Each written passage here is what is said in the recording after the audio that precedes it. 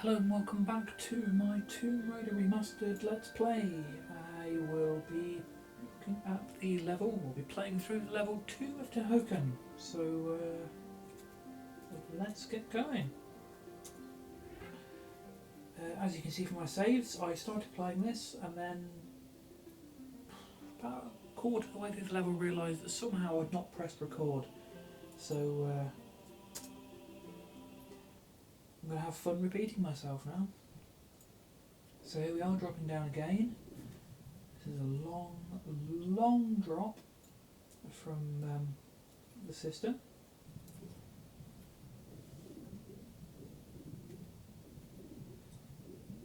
Tihocan is my favourite level of Tomb Raider 1. I would genuinely not be surprised if I was the only person who could honestly use those words. It's generally seen probably as the most generic, forgettable level of the game. In fact, I mean, people who don't like the system don't like this either because it's damp, dank, dark, wet atmosphere. Also, it's just people who like the system, enjoy the complex structure of it, which this doesn't have. In some ways, there's not that, right until the end anyway, there's nothing that distinct or original about it as such.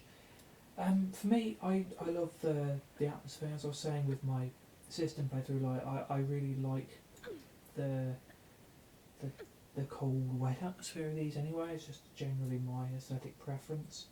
I also just really like the linearity of it.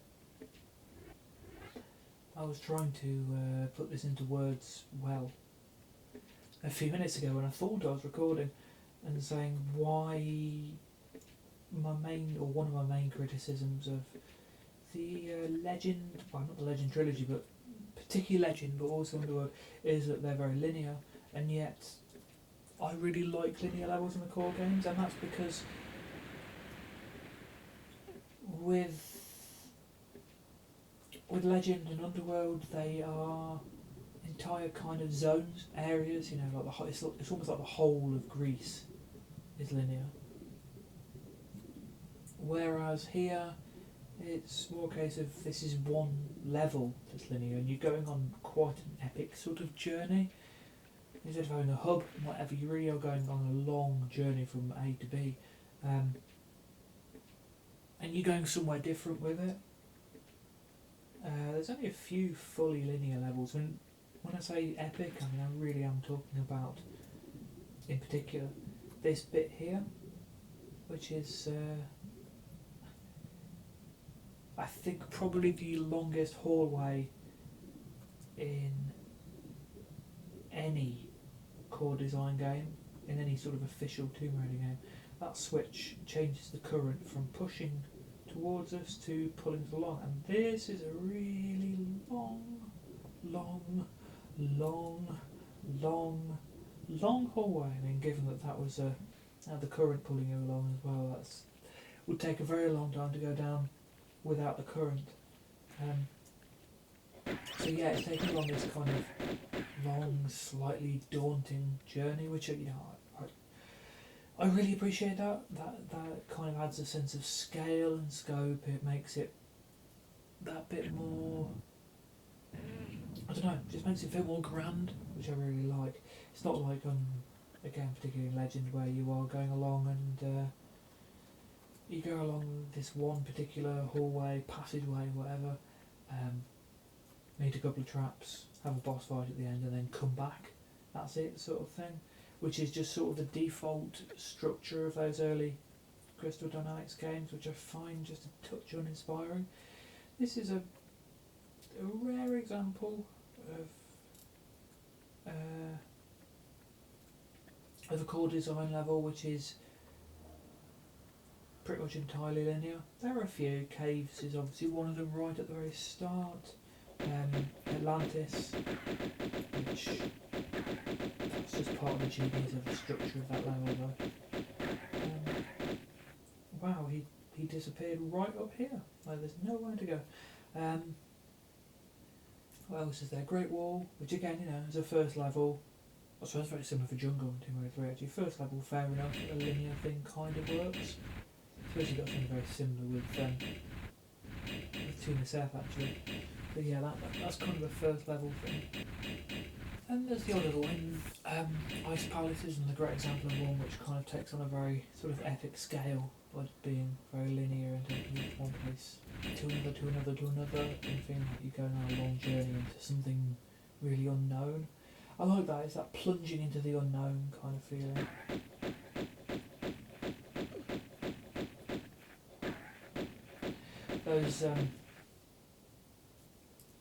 Those spiky gates there, they do have another name, I can't think what it is. They've only previously appeared in a secret in Palace Midas, so that's the first time they appear properly in the game, which is a first, which is something that this level has going for it. This level actually has quite a few firsts. It's also the first level to use, I think, these pressure pads. You step on them to open a door to get this, the first secret of the level. This is something that would, at this point, feels just like, it's something maybe slightly too obscure or tricky for anything other than a secret, would become a core part of the core design games, no pun intended. There's a couple of bits like that. There's one coming up later in Natla's Mines. There's a secret in Natla's Mines which uses a technique which is involves thinking outside the box to get it, which you'd expect for a secret, but then the designers eventually went on to use as just a fairly standard technique in the game. I'm going to save this because if I don't, I will get stabbed. Like that. In my first playthrough a few minutes ago I didn't, but I've done it twice now, so I'm making up for lost time.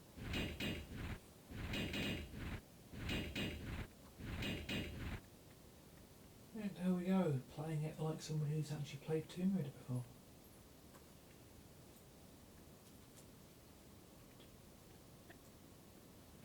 So yes, that entire room, including the encounter with Pierre, was just for a secret. Just trying to think where all the secrets are in this level. Is this one with only two? Yes it is, I know where this one is right at the end.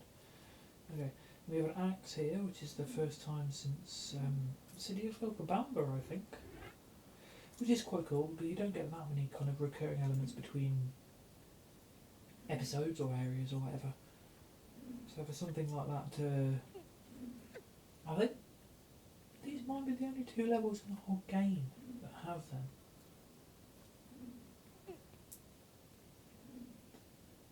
Which is interesting. But that's another thing about like the first game, even though they were kind of forced to reuse certain aspects, like I was saying in the previous level, just reusing enemies because they were effectively part of the level packs.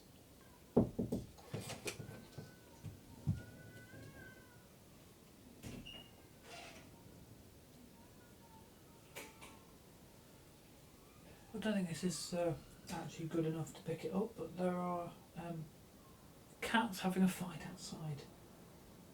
And speaking of cats, there's a dribbly lion here. Gotta love a dribbly lion.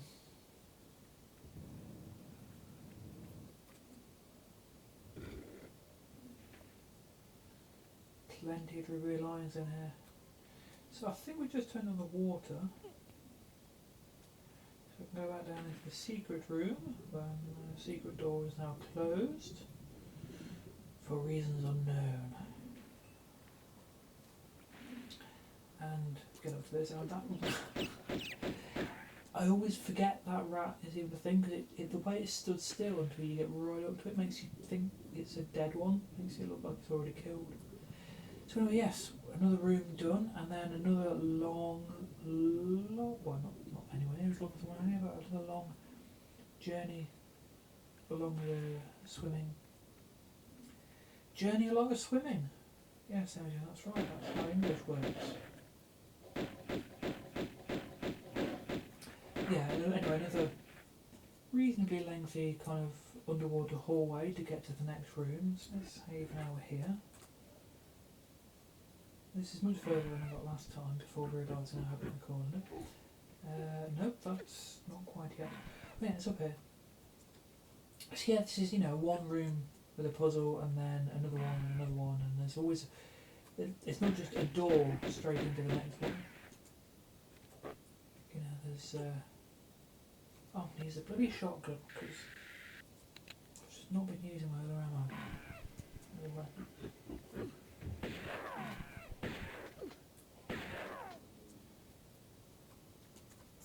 Yeah, there are those kind of lengthy journeys between each room, which makes the level feel big, grand in a way that others don't. Even though it's quite claustrophobic, there's not.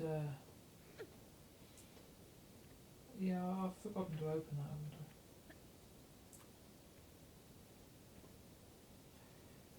I? Even though there's not.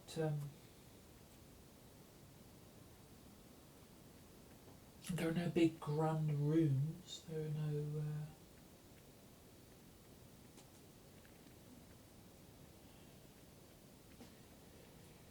There's nothing like the puzzle room, the big kind of tall puzzle room in St Francis Folly. There's nothing like the Valley itself in Lost Valley, or what we've got upcoming in Sanctuary of the Ski or anything like that.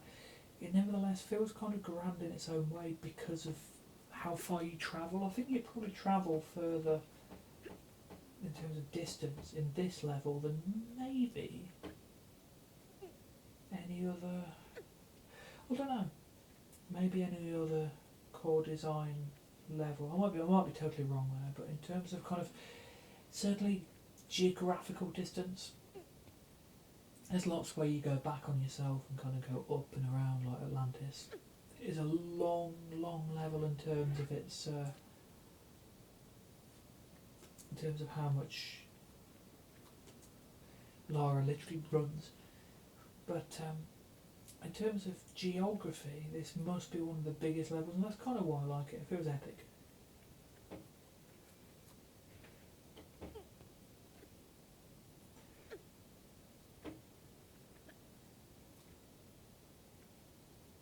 So we have a key. So yeah, I'm carrying on with this epic journey, and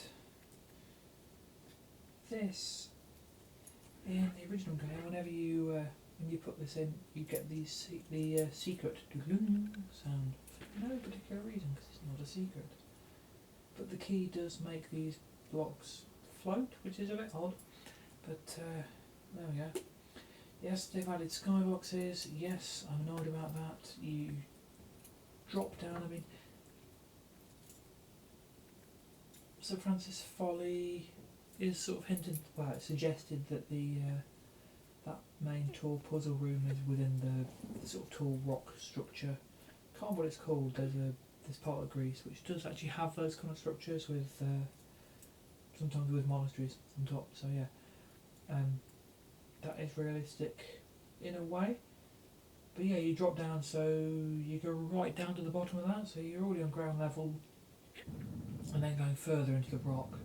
So Colosseum and Palace Midas should be underground, but after that you drop down into the cistern and you drop down again a long way into Tihocan, and then you go down again into Tihocan. This should be like at least half a mile underground at this point. But no, we still have skyboxes. Again, it's just trying to get realism into something which you can't put it in, and it ends up making it feel less realistic as a result. It's just a real bugbear of mine.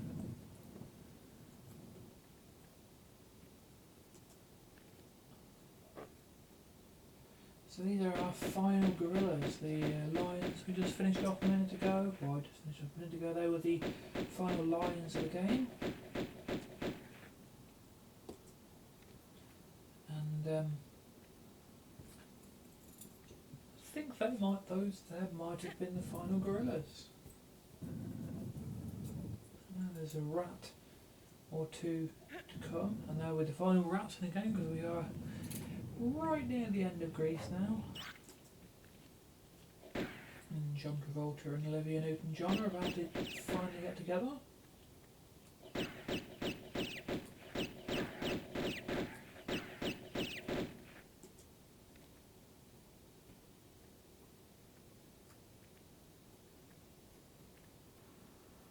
That was funny in my head anyway. So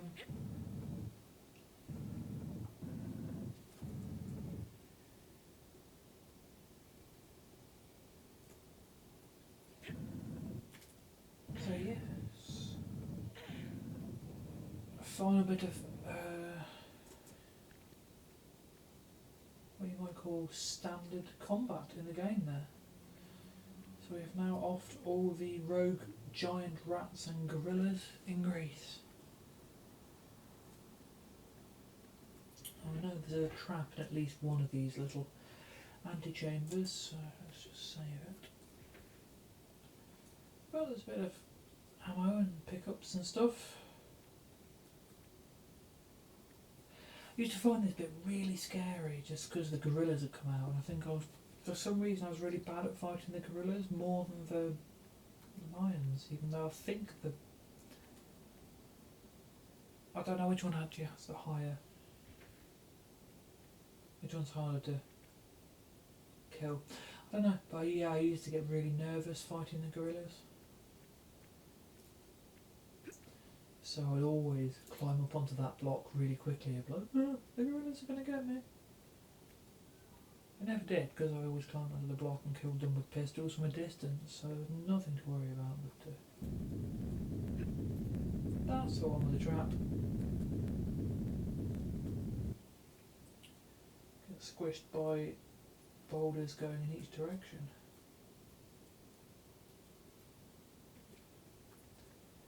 But if you successfully avoid it, you get a money back.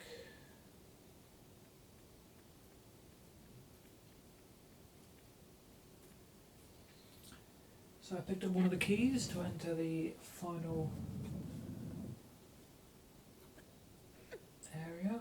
Thank you for climbing on that, Laura. I did not want you to do that, but yeah, you have fun.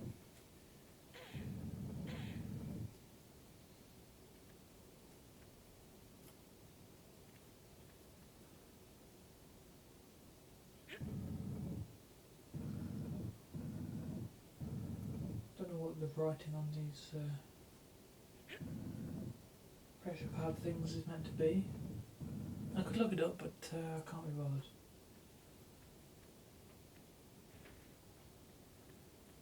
If I remember correctly, we've got the snappy, spiky gate thing up here, which will probably kill me. There it is. So let's save to avoid too much embarrassment.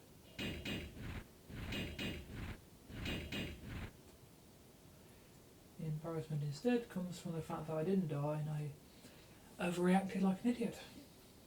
Where have they gone? They have literally disappeared. Oh no, they are actually in the wall, aren't they?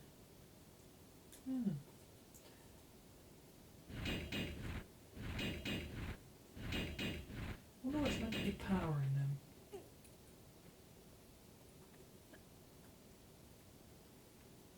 And other questions it's really not worth asking.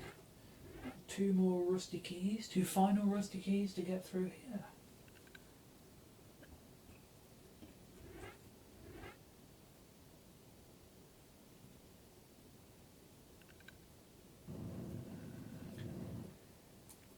Now this is an unfortunate secret because I'm going to say this because what you get if you don't go for the secret, you get this amazing. I just love this view of Lara sliding down and through the mouth. It looks pretty cool. You don't get that if you go for the secret, so.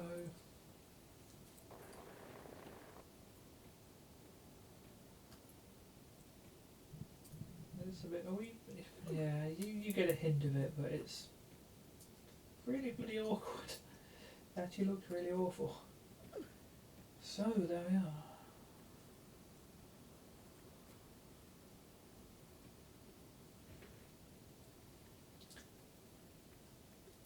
Let's try it again.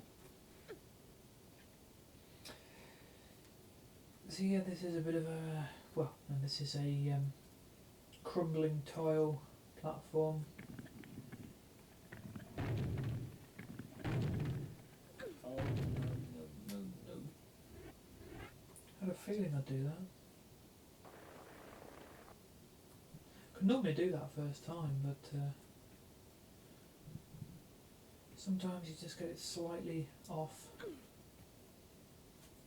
So I'm going to save it so I don't have to keep doing that annoying jump down there. See, this is one of the secrets that feels slightly more worth it, but when you get it, yeah, you see there, the second time perfect.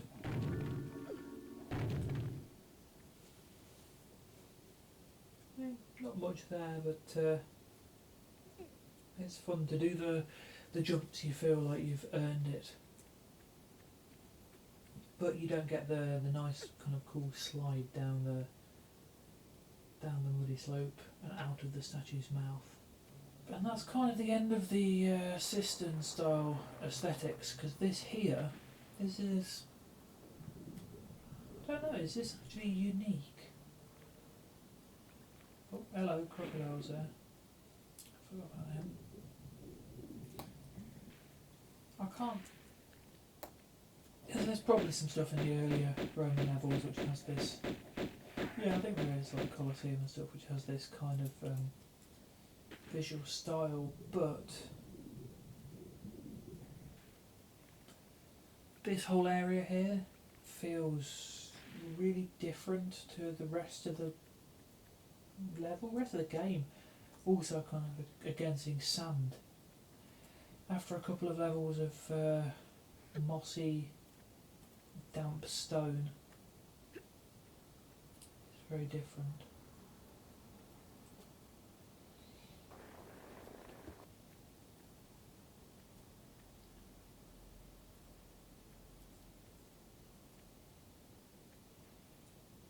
So yes, this it's weird because the level's called Tomb of Tihocan, so you kind of, with that level you'd expect something maybe like Tomb of Qualapec, you know, kind of big, grand, ancient, Indiana Jonesy style tomb with hieroglyphs or whatever, you know, kind of ancient markings and traps and things. But actually, no, sort of 3/4 of the level is just the cistern too. It's just passages in this ancient kind of sewage system, which is really weird. It's one of those wonderfully bizarre creative decisions that the Tomb Raider 1 team made, which there are a few. Again, 90s gaming has this kind of really strange kind of the creativity, like that. There's a thing of them just being really odd.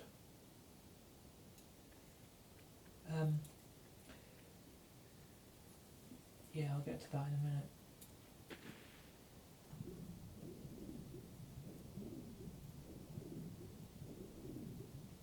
So yes, we've opened a gate, and this always struck me as a bit odd that this kind of this little area here is again just like the cistern. So I think it would make more sense if it was more built into the rock, like the rest of this admittedly enormous room just outside Tihocan's tomb here. So this might be the biggest kind of overall space, like open space in the game at this point.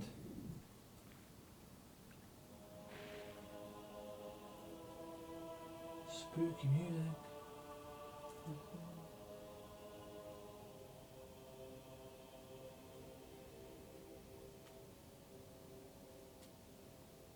Because yeah, that particular kind of chamber isn't that big, but it goes right out here. Got the skybox there, so all Lara would really have to done is just helicopter in there, but you know, who cares? And then again, this big thing in this cavern is just enormous. Right, so lighting issues in the remaster have been a thing. They've tried to make the lighting more realistic with the use of skyboxes and stuff, which, you know, fair enough. I get the idea. I don't necessarily agree with it. I get the idea.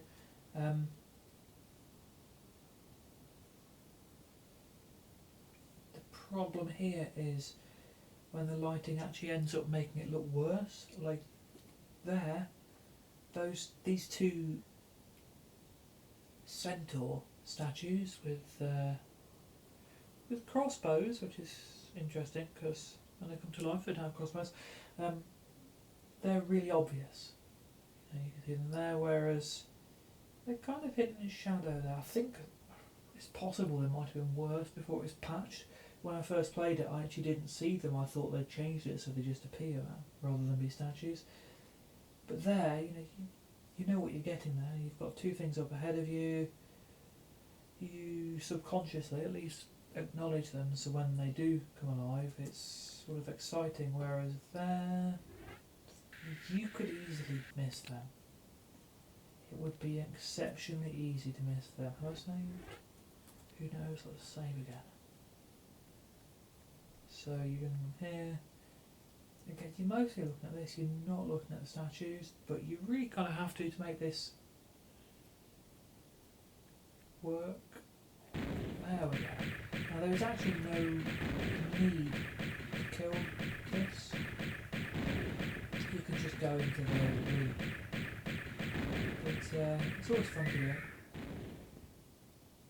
And that there is kind of the first real sign of the fully supernatural, weird end of the game, because that. Let's have a look at it again. The centaur. It isn't just a person or a horse with a person's head on it, or whatever. You really see from here that's got a weird face, and one of its arms doesn't end in a hand. It just kind of stops. It is kind of bizarre, and yes, you can see it much closer here. That's got a nasty, monstrous face. Its blunt-ended arm is very unpleasant. It does have a hand, and that hand isn't holding a bow like when it was a statue, but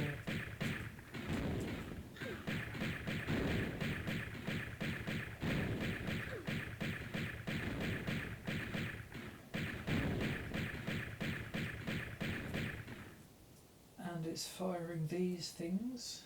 I'll get onto them a bit later. But, weird explodey red things. And when you kill it, it explodes. It explodes into pieces, and then they all blow up. So yeah, that's a lot weirder than anything that's happened in the game so far. Yeah, these plant pots here, which somehow still have plants growing. They have things growing out of them now. A little late for the prize giving, no? Yes, thank you, sarcastic Pierre.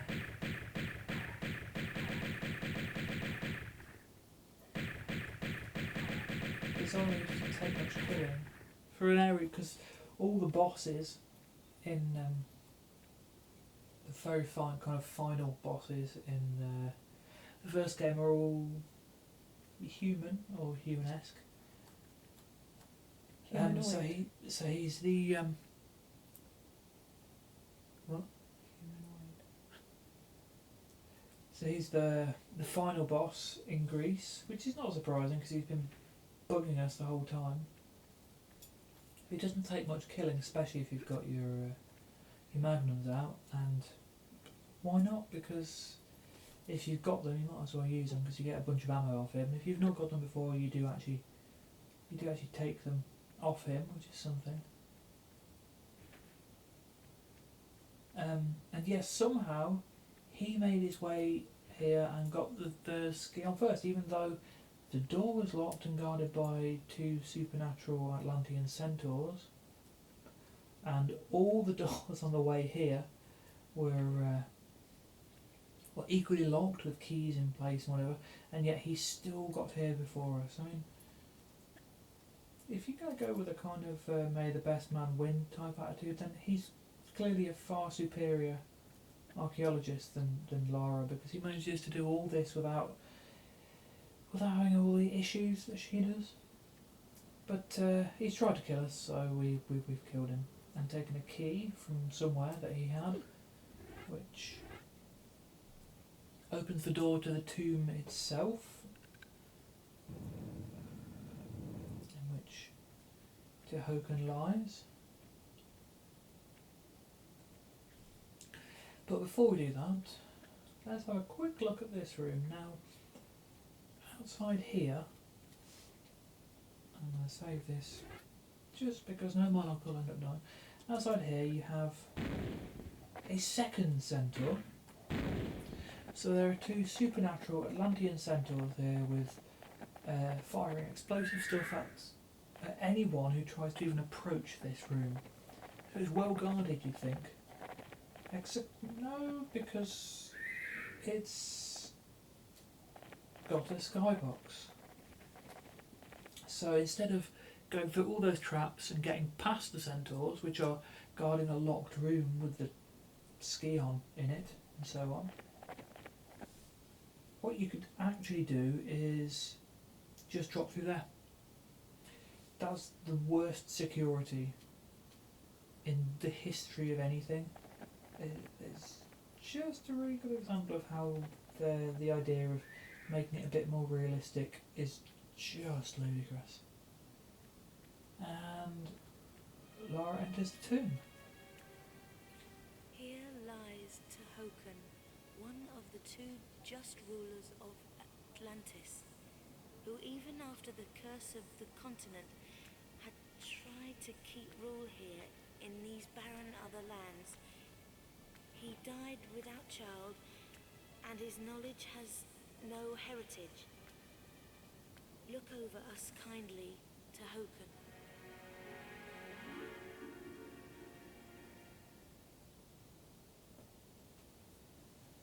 Which is interesting because there's Lara's reading ancient Egyptian hieroglyphs there. There was a lot of cross-cultural pollination between ancient Rome, Greece and Egypt, so it kind of makes sense. The Egyptians buried Tihocan there, which shows that their culture was in some way influenced by these rulers of Atlantis. And that's something we will be looking at in a moment. 2 secrets, half an hour taken. I missed a pickup somewhere. I have no idea what that pickup was. So Lara has a look at the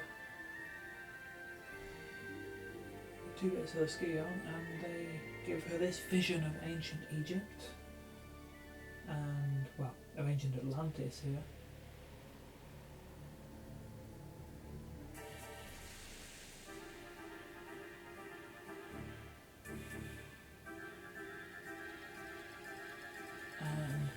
I feel this is all meant to be very symbolic rather than a realistic kind of portrayal of what happened, because that piece of the ski was thrown and it's flown for miles and miles and miles and miles and landed all the way down here in a cave somewhere. You know, that's how stuff works. And there's an incredible picture of Lara motorbiking her way to that place she's seen in her vision. which we'll be looking at next time. So I hope you enjoyed this video. Do leave me a comment or a like or a subscribe, or share this video to somebody who you think might enjoy my babbling. But please do, any interaction, they will help the channel. And I'll see you next time for the first of the Egypt levels.